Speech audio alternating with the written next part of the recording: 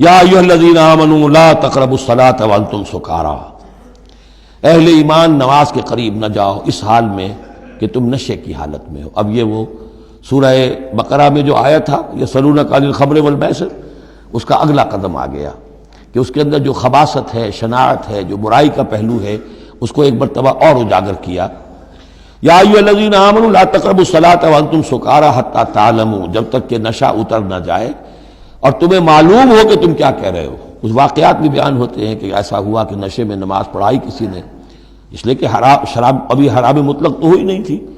تو اس میں قل یا ایھا الکافرون لا اعبد ما تعبدون، اس کی بجائے اعبد ما تعبدون، میں بھی بندگی کرتا ہوں اسی کی جس کی تم کرتے ہو، تو وہ تو کفر ہو گیا۔ تو اس پر خاص طور پر یہ آیت نازل ہوئی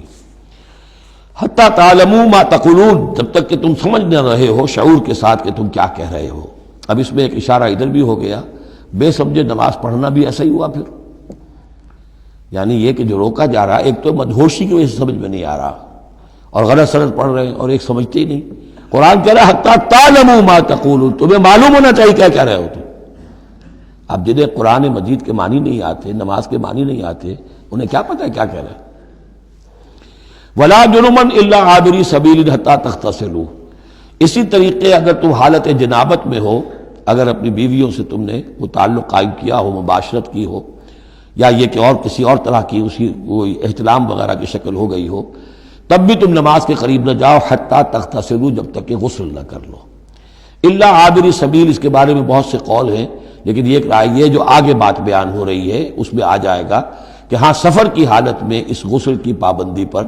جو ہے وہ نرمی کی گئی ہے اور اس میں تیمم کی اجازت دی گئی ہے۔ وَإِن كُنتُم مَرْضَىٰ، اور اگر تم ہو بیمار، أَوْ عَلَىٰ سَفَرٍ،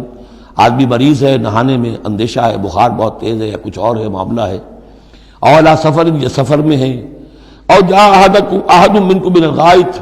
یا یہ کہ تم میں سے کوئی جو ہے قضاء حاجت کے بعد آیا ہے، أَوْ لَامَسْتُمُ النِّسَاءَ،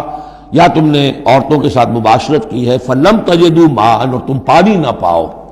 یعنی یہ تمام صورتیں کہ جس میں غسل واجب ہے یا یہ کہ وضو واجب ہے، تو ان دو صورتوں میں سے اگر بیماری راستے میں حائل ہے، سفر میں ہونے کی وجہ سے پانی نہیں ہے، یا کوئی اور وجہ ایسی ہے کہ پانی ہے دستیاب نہیں ہے، فَتَيَمَّمُوا صَعِيدًا طَيِّبًا، تو تیمم کر لیا کرو۔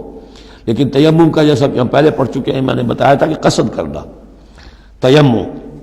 فَتَيَمَّمُوا صَعِيدًا طَيِّبًا، پاک مٹی کا اس کا قصد کرو، فَامْسَحُوا بِوُجُوهِكُمْ